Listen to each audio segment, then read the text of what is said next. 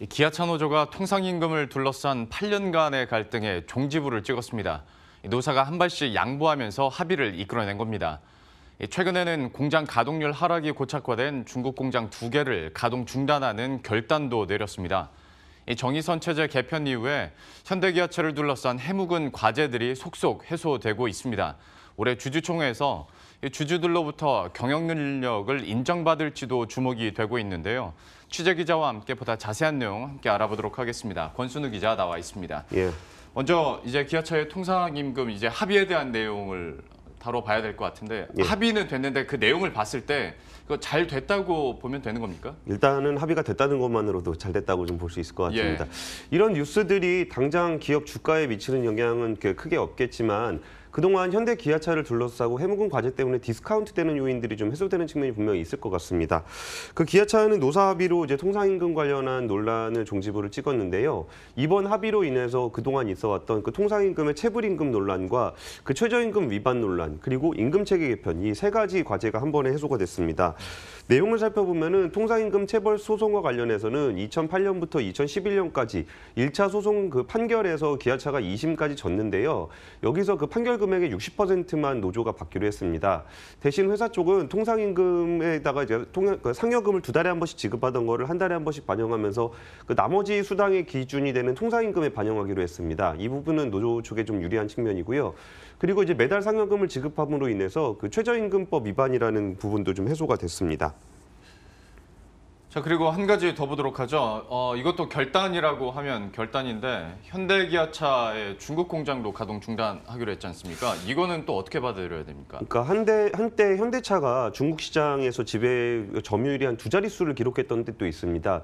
지금은 한 점유율이 한 4% 정도로 많이 추락해 있는 상황인데요. 아무래도 미중 무역 분쟁 때문에 전반적인 중국 자동차 시장이 좀 성장률이 좀 둔화되고 있고 그 로컬 업체들의 입지가 강해지면서 현대차의 입지가 굉장히 줄어든 것은 사실입니다. 예. 그래가지고 공장 가동률이 절반 이하로 줄어들었는데 현대차 공장만 5개, 기아차 공장이 3개, 그래서 굉장히 큰 생산 규모를 가지고 있습니다. 그래서 이 부분을 어떻게든 정리를 해야 된다라는 의견은 있었는데 이거를 이제 공장을 가동 중단한다는 게 쉬운 결정은 아니거든요. 예. 근데 이제 베이징 1공장과 기아차의 옌청 1공장을 좀 가동을 중단하기로 했습니다. 이게 앞으로도 이게 그 생산을 판매를 열심히 하기 위한 노력들은 계속해야 되겠지만 기본적인 생산 규모를 너무 많이 가져갈 경우에 고정비 부담 때문에 좀 수익성이 악화될 수 있는 측면이 있습니다. 그 다양한 변수가 있었겠지만 지난해 말 현대차의 정의선 수석부회장이 취임한 이후에 대규모 고위직 인사를 단행하기에 앞서서 중국 그 최고 경영진들을 좀 교체를 했는데요. 그때 당시에 현대차가 중국 시장을 진출했던 때 굉장히 혁혁한 공을 세웠던 서울 영음교문 등을 좀 이렇게 이선으로 배치를 했습니다. 예. 그러면서 경영진들을 좀 재배치한 것이 이번에 공장 가동이라는 좀 결단을 내릴 수 있었던 영향을 미쳤던 것으로 보입니다. 예. 현대차 같은 경우에 뉴스 풍년이라 한 가지 사안에 대해서 더 물어보도록 하죠. 예. 어떤 일부 행동주의 펀드에서 주주 권리를 약간 이제 시장에서는 좀 무리하다 싶을 정도로 행사하고 있지 않습니까? 이 사안은 좀 어떻게 진행이 되고 있습니까? 그 무리하다고 하더라도 주주 입장에서 사실 배당금 많이 주면 좋죠. 좀 좋긴 좋은데요. 예. 그 엘리엇 같은 경우에 그 현대차의 배당금을 2만 원을 요구를 했습니다. 현대차가 제안했던 금액은 한 3천 원 정도였는데 거의 한 6배가 넘는 금액을 요구를 했었습니다. 그리고 또 현대차가 그 자기들 사회이사 3명을 좀 추천을 해서 주주총회 안건으로 상정을 했는데 엘리엇은 그거에 저항해서 스스로 선정한 사회이사 3명을 이제 신청해달라고 제안을 했습니다. 그런데 이번에 그 최근 글로벌 의결 자문 기구인 글래스 루이스가 그 현대차 손을 좀 들어줬는데요. 그 배당 금액 같은 경우에 이례적으로 대규모 배당을 하는 것은 향후 중장기적인 기업 가치를 떨어뜨릴 수 있다라고 좀 저희 분석을 했고요. 사회이사 같은 경우도 경영진 쪽에 제시했던 사회이사들의 전문성이 충분하다라면서 현대차의 안건에 찬성해줄 것을 주주들에게 권고했습니다. 그 글래스 루이스 같은 경우에는 세계적인 의결권 자문 기구인데 지난해 현대차가 지배구조 개편을 추진할 때 그때 상정된 안건에 대해서는 반대 의견을 권고한 바 있습니다. 물론 안건은 다르지만 기존의 어떤 그 의결권 자문 기구들로부터도 좀 괜찮은 평가를 받고 있다라는 분석들이 나오고 있습니다. 예, 이 사안에 대해서도 저희가 시간을 두고 계속 지켜봐야 될 것 같고요. 어제 이 시간 통해서 언론 보도를 전해드리기도 했습니다마는 현대차의 수건 사업이라고 할 수 있는 예. 글로벌 비즈니스 센터, 이게 외부 투자를 받기로 했지 않습니까? 예. 어떤 상징성 면에 봤을 때 충분히 메리트가 있어서 인기가 많을 것 같은데 이쪽 분위기는 어떻습니까? 그러니까 현대차가 대표적으로 욕먹는 것 중에 하나가 그 GBC 부지를 10조 원 비싸게. 10조 원이라는 돈을 두고 샀다. 예. 앞으로 자동차 산업 패러다임의 변화에 따라서 연구개발 투자가 굉장히 대규모로 이루어져야 되는데 부동산에다 10조 원이라는 돈을 투자한 것에 대해서 주주들의 반발을 많이 샀었습니다. 하지만 GBC 건립을 위해서는 단순하게 땅만 사는 게 아니라 그 위에 건축 비용도 굉장히 많이 들어가거든요. 예. 여기 들어가는 돈에 대한 추산이 한 3조 7천억 원이나 됩니다. 그 연간으로 버는 돈을 다 쏟아부어도 부족할 정도인데요.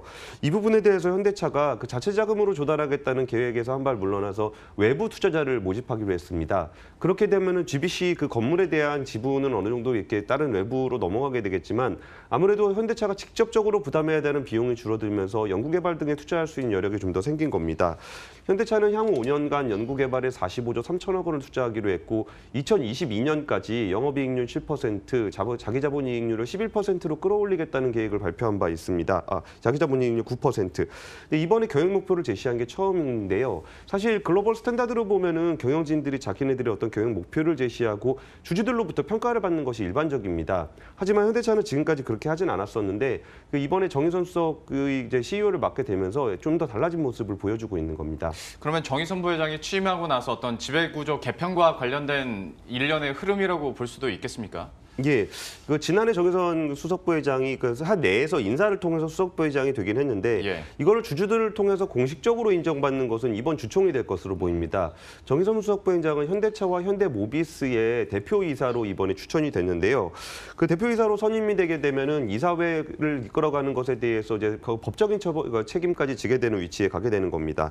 사실 지난해 현대차의 지배구조 개편안에 대한 평가가 지배구조 개편안의 큰 방향성에 대해서는 뭐 괜찮다고 보이는데 이 부분에 대해서 주주들을 설득하는 과정이 많이 부족했다. 그리고 그 현대차가 제시했던 목표들을 달성할 수 있겠느냐라는 어떤 신뢰가 좀 낮았다는 문제가 좀 있는데요.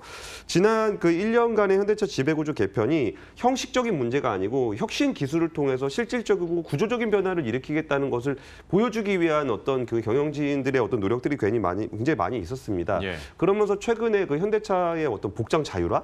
이거는 네. 정말 이렇게 그냥 보여주기식 행보일 수도 있을지 모르겠으나 어떻든 현대차의 어떤 변화된 모습을 하나 보여주는 단면이라고 볼 수 있을 것 같습니다. 현대차 지배구조 개편은 올해 안에 마무리가 될 전망인데 지배구조 개편안의 큰 방향성은 지난해와 큰 차이는 없을 것으로 보입니다. 하지만 그것을 이제 충분히 그 지배구조 개편의 목표를 책임지고 끌고 갈 수 있는 경영진들이 선임이 돼 있느냐, 그리고 진정성 있게 주주들의 의견을 경청하면서 이것을 끌고 갈 것이냐에 있어서 차이가 생길 수 있기 때문에 이번에 주주총회를 통해서 주주들을 설득하는 과정을 거치고 향후 향보가 그들과 계속 소통하는 모습을 보인다면은 그 주주들의 신뢰를 받으면서 그동안의 오너 일가로서 어떤 경영권을 승계받았다는 개념보다는 주주들로부터 경영 능력으로 평가받는 CEO로 자리매김할 수 있지 않을까 싶습니다. 예. 지금까지 권순우 기자와 함께했습니다. 잘 들었습니다. 감사합니다.